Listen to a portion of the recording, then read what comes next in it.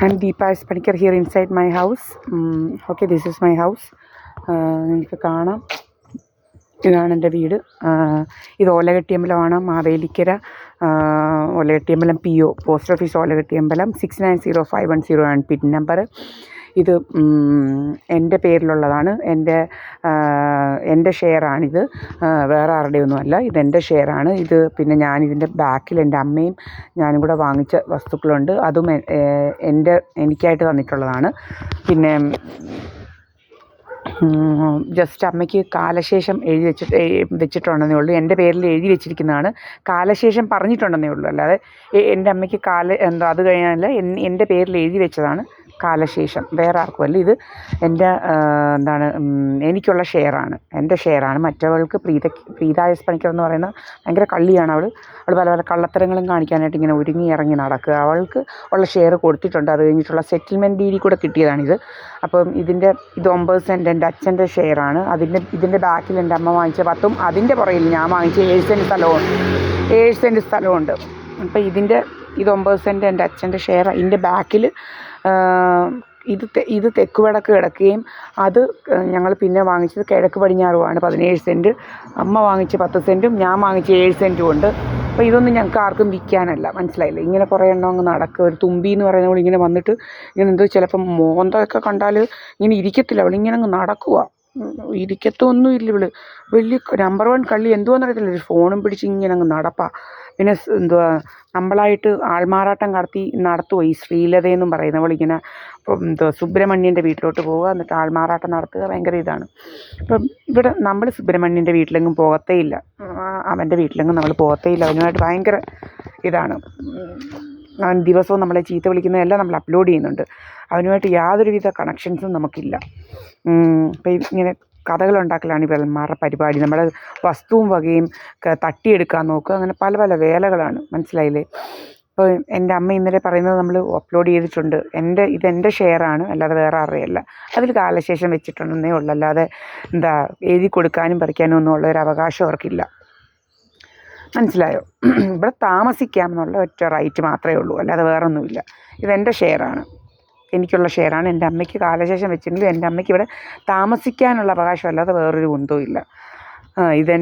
പിന്നെ പ്രീത എസ് പണിക്കറിന് ഇവിടെ സെൻറ്റ് വെച്ച് നോക്കാനാണ് അവർക്ക് കൂടുതൽ കൊടുത്തിരിക്കുന്നത്. അവിടെ പന്തളത്ത് കുളനാടാന്ന് പറയുന്ന, കുളനാടയ്ക്ക് അടുത്താണ് ഉളനാട്ടിൽ 1 ഏക്കർ ഏകദേശം 65 സെൻറ്റ് കൂടുതൽ സ്ഥലം കൊടുത്തിട്ടുണ്ട് അവർക്ക്.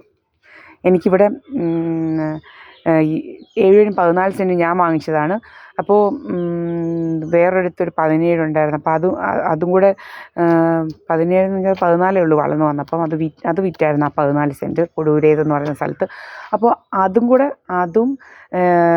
കൂടെ വെച്ച് നോക്കിയാലും ശരി, ഇപ്പോൾ ഇത് 146 സെൻറ്റ് സ്ഥലമാണ്. 10 56 60 സെൻറ്റ് സ്ഥലത്ത് 1 ഏക്കർ 60 സെൻറ്റ് സ്ഥലം. അതിൽ 7 14 എൻ്റെതാണ്, മനസ്സിലല്ലേ? അപ്പം ഈ 146 സെൻറ്റ് സ്ഥലമേ ഇവൾക്ക് 165 സെൻറ്റ് സ്ഥലം കൊടുത്തപ്പോൾ എനിക്ക് 146 അതിൽ കൂടുതൽ സെൻറ്റ് സ്ഥലം എനിക്ക് കിട്ടിയിട്ടില്ല, മനസ്സിലായോ? എൻ്റെതാണ് 7 14 സെൻറ്റ് ഞാൻ വാങ്ങിച്ചതല്ലാതെ എനിക്ക് ഇത് തന്നൊന്നുമല്ല. അപ്പം എങ്ങനെ അതിനകത്ത് കൂട്ടാൻ പറ്റത്തില്ല. അങ്ങനെ നോക്കുമ്പോഴും 146 സെൻറ്റ് സ്ഥലമേ എനിക്ക് തന്നിട്ടുള്ളൂ. ഇവൾ വലിയ ഇതെടുത്തുകൊണ്ട് വന്നാൽ ഇവൾ കേസ് പറഞ്ഞ് ഇവളെ റെഡിയാക്കും. നമ്മൾ എഴുതി കേസ് കൊടുക്കും. ഇവൾ കള്ളത്തരങ്ങളൊക്കെ കാണിക്കുന്ന പല കള്ളത്തരങ്ങളും ഇവൾ ഭർത്താവിനെ വരെ കൊന്നേച്ച് ഇങ്ങനെ പല കള്ളത്തരങ്ങളുമായിട്ട് നടക്കുന്നവളാണ് ഇവൾ പന്തളത്ത് വസ്തു കൊടുത്തെങ്കിൽ ഇവൾ അവിടെ ഒന്നും വീട് വയ്ക്കാതെ ഇവൾ അങ്ങ് പോയിരിക്കുകയാണ്. പാലക്കാട് കാട്ടിപ്പോയി വെച്ചിരിക്കുകയെന്ന് വെച്ച് കഴിഞ്ഞാൽ ബിജു പി എന്ന് പറയുന്ന നമ്മൾ ബന്ധം ഒഴിഞ്ഞ് അവനുമായിട്ട് ഇവർക്ക് വലിയ കണക്ഷൻ. അവനെക്കുറിച്ച് പറയുന്നതും നാട്ടുകാർ പറയുന്നതെല്ലാം ഉണ്ട്. അവൻ എല്ലാം വിറ്റ് ഇങ്ങനെ ഇതുപോലെ ബാങ്കിൽ വെച്ചു എന്നൊക്കെ പറഞ്ഞുകൊണ്ട് വിറ്റിട്ട് ബാങ്ക് ജപ്തി ചെയ്തു പോയി എന്നൊക്കെ വരുത്തി ഇവൻ ഈ പ്രോപ്പർട്ടി ഇൻഷുറൻസ് തട്ടിയെടുക്കാൻ വേണ്ടി ഇതെല്ലാം നടത്തി ഇവനിങ്ങനെ നടക്കുകയാണ്, മനസ്സിലായില്ലേ? വലിയ നമ്പർ 1 കള്ളനാണ്. ഇവനുമായിട്ട് ഭയങ്കര കണക്ഷനാണ്. ഇവരുടെ ഉദ്ദേശമെന്ന് പറഞ്ഞാൽ ഇവരുടെ ഉദ്ദേശമായിരുന്നു എന്ന് വെച്ച് കഴിഞ്ഞാൽ എന്നെ അങ്ങ് വകവരുത്തിയേച്ച് പതിയെ എന്തൊക്കെയോ അങ്ങ് ഇതാക്കാൻ, എന്നെ അങ്ങ് പതിയെ വകവരുത്തിയേച്ച് ഇവനും കൂടെ അങ്ങ് കെട്ടി സുഖിക്കാമെന്നൊക്കെയാണ് വിചാരിച്ചത്. പക്ഷെ നടന്നില്ല. അങ്ങനെ ബിജു പി പറയുന്നതായിരുന്നു എനിക്ക് 3 കുട്ടികൾ ജനിക്കും, അങ്ങനെയാണ് ഇങ്ങനെയാണ്, ഭയങ്കര കാൽക്കുലേഷനൊക്കെ ആയിരുന്നു ഇവന്. ഇതായിരുന്നു കാൽക്കുലേഷൻ. എന്നെ പതിയെ വകവരുത്തി ഇവന് മറ്റവളെയും കെട്ടി 2 പിള്ളേരും കൂടെ ഒക്കെ ആയി, 3 പിള്ളേരും ഒക്കെ ആയിട്ട് ഇവന് ഏക്കർ കണക്കിന് വസ്തുവായിട്ടൊക്കെ അങ്ങ് താമസിക്കാം. അതാ അവൻ നമ്മൾ കല്യാണം കഴിച്ചങ്ങോട്ട് ചെന്നപ്പോഴേ ഇവൻ പറയുന്നത് 3 കുട്ടികൾ ജനിക്കുമെന്ന് പറഞ്ഞ്. എന്നിട്ട് എന്ത് ചെയ്യടാ നിൻ്റെ കൈ നോക്കി പറഞ്ഞതൊക്കെ വല്ലതും ജനിച്ചോടാ നിനക്ക് 3 പിള്ളേർ? എടാ നിൻ്റെ കൈ വെറും കള്ളക്കൈയാന്ന് മനസ്സിലായില്ലയോ? കള്ളത്തരത്തിൻ്റെ കൂട്ട് നിൽക്കുന്നവരുടെ കയ്യേലെ ഒന്നും ദൈവം നടത്തത്തില്ല, മനസ്സിലായില്ലയോ? കയ്യിൽ നീ ഉണ്ടെങ്കിലും നടത്തത്തില്ല. ദൈവത്തിൻ്റെ കൂട്ട് വേണോടാ എന്തും നടക്കാൻ. ദൈവത്തിൻ്റെ സപ്പോർട്ടില്ലാതെ ഒന്നും നടത്താൻ പറ്റത്തില്ലടാ. നിൻ്റെ കള്ളത്തരങ്ങളൊന്നും, നീ കള്ള മനസ്സും കള്ള അധർമ്മം ചെയ്യുന്നവർക്ക് ദൈവം കൂട്ടില്ല. അധർമ്മികൾക്ക് നിനക്ക് ഇനി രാജയോഗം പറഞ്ഞിട്ടുണ്ടെങ്കിൽ നടക്കത്തില്ല. കാരണം നീ അധർമ്മിയാണ്, മനസ്സിലായില്ലയോ?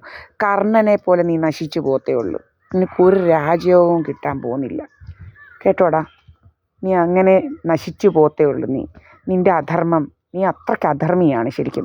അധർമ്മികൾക്കൊക്കെ ഇനി രാജയോഗം പറഞ്ഞാലും ശരി നടക്കത്തില്ല. അതാണ് ദുര്യോധനന് വലിയ രാജയോഗം പറഞ്ഞ് യുദ്ധം ചെയ്തോളാൻ പറഞ്ഞ്.